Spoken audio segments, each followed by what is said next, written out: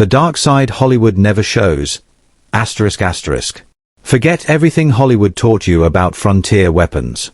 Western movies show dusty streets, six-shooters worn openly on hips, and fair gunfights where two men face each other in the sun, hands hovering near their holsters. It's a powerful image, but it's mostly a lie. The real Wild West was darker, dirtier, and far more deceptive. Behind swinging saloon doors, under gambling tables, inside coat sleeves, and even hidden in jewelry, men carried weapons designed not for honor, but for surprise, terror, and unfair death. These weren't tools for self-defense. They were instruments of ambush. Frontier towns may have been violent, but they weren't lawless in the way movies suggest. Even in chaos, there were limits. When a weapon crossed those limits, when it removed warning, multiplied casualties, or turned murder into a trick, it was banned fast. Carrying one of these weapons could get you arrested on sight. In some towns, you wouldn't even make it to jail. Today, we're counting down 15 weapons so dangerous, so deceptive, that the Wild West itself rejected them. Number 15. The Apache Revolver. The Apache Revolver was not just a gun. It was a statement. A folding weapon that combined three tools of violence into one compact object: a revolver, a knife, and brass knuckles. Designed for close-quarters murder, it had no barrel at all. The pinfire cylinder fired directly at contact range, pressed against the victim's body. Folded alongside it was a sharp blade, while the grip doubled as metal knuckles capable of crushing bone. In a single motion, an attacker could shoot, stab, and beat someone without ever changing weapons.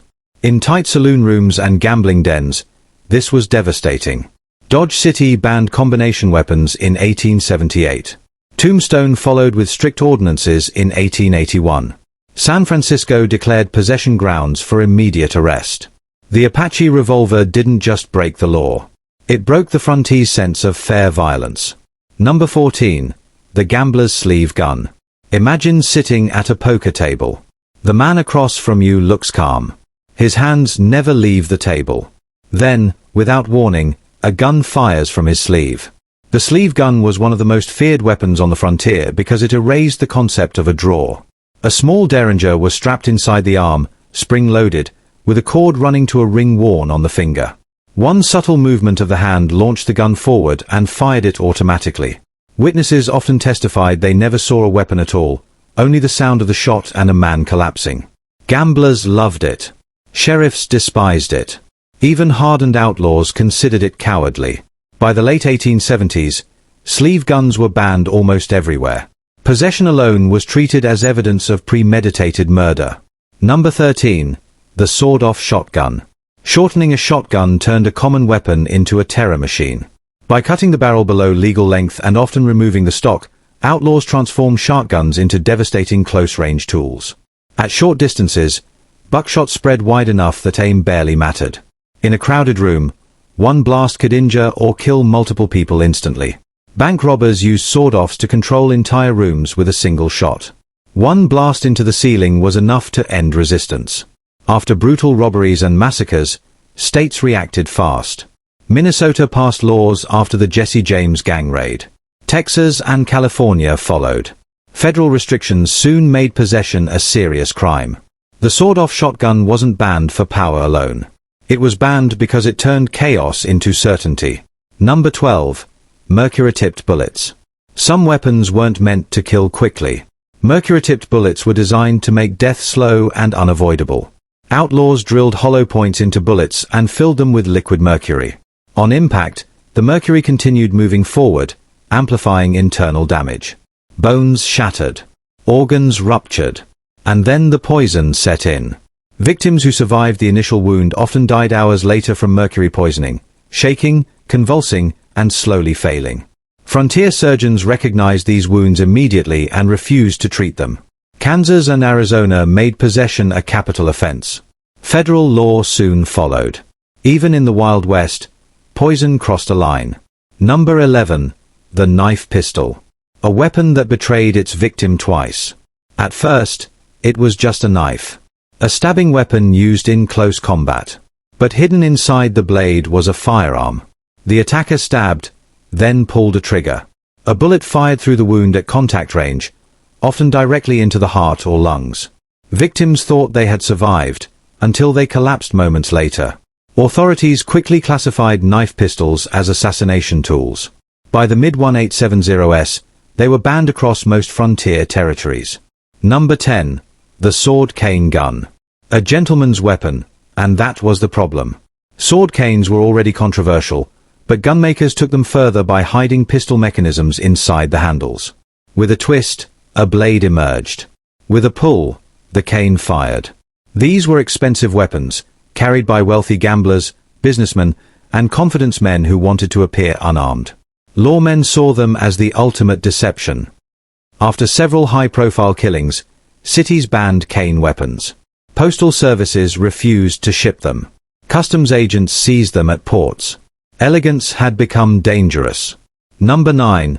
The brass knuckle pistol. This weapon turned barroom fights into executions. The brass knuckle pistol allowed a man to punch with full force, then fire a bullet from the same fist at point-blank range. The psychological effect was devastating. Opponents never knew if a punch would be just a punch. Saloon brawlers used fists to start fights, then ended them with gunfire. Courts ruled these weapons were built for ambush, not defense. By 1879, brass knuckle pistols were illegal across most of the West. Number 8. Chain-shot ammunition. Chain-shot was designed to mutilate. Two lead balls connected by a chain. When fired, the chain stretched and spun, acting like a flying saw blade. Limbs were severed. Necks crushed. Survivors bled out in minutes. Chain-shot was considered a war crime during the Civil War. Federal law banned it in 1866. Possession alone could result in execution. Some weapons were simply too cruel to exist. Number 7. The belt-buckle derringer. A gun hidden where no one looked.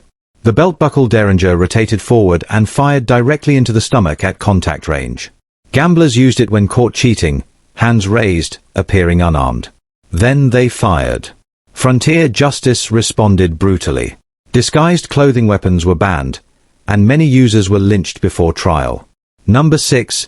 Explosive percussion caps. The frontier's homemade grenades. Outlaws modified standard percussion caps with extra explosives, turning them into impact-detonated bombs. Thrown like rocks or scattered as traps, they injured anyone nearby. They were unstable and just as dangerous to the user. After violent courthouse sieges, Congress made possession a federal crime. Even owning materials to make them could mean decades in prison. Number 5. The spring bayonet. A blade that launched itself. Spring-loaded bayonets attached to firearms snapped forward instantly, turning guns into spears. Military commanders banned them for being cruel and dangerous. Even accidental deployment could kill. Civilian bans followed soon after. Number 4. The duck's foot pistol. 4 barrels. 1 trigger. Each barrel pointed in a different direction, designed to hit multiple targets at once. In crowded spaces, innocent casualties were guaranteed. After deadly incidents, multi-barrel pistols were banned across the frontier. Number 3. The ring gun. A gun hidden in jewelry. A handshake. A friendly gesture. Then a shot fired at contact range. Possession alone was considered proof of assassination intent. Federal law banned firearms disguised as jewelry. Number 2. The pen pistol. A working pen hiding a firearm. Clerks, bankers, and assassins used pen pistols at close range. Even justified use often led to prison, because authorities ruled these weapons had no legitimate defensive purpose. Number 1. The harmonica gun. The rifle that fired too fast.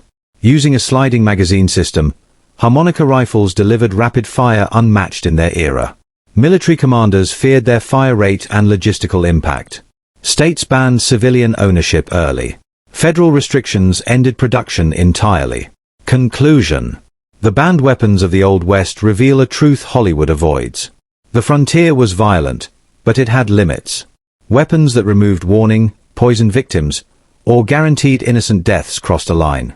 Even outlaws understood that some tools were too cruel, too deceptive, and too dangerous. These weren't the noble six-shooters of legend. They were tools of unfair death. And the Wild West, chaotic as it was, rejected them.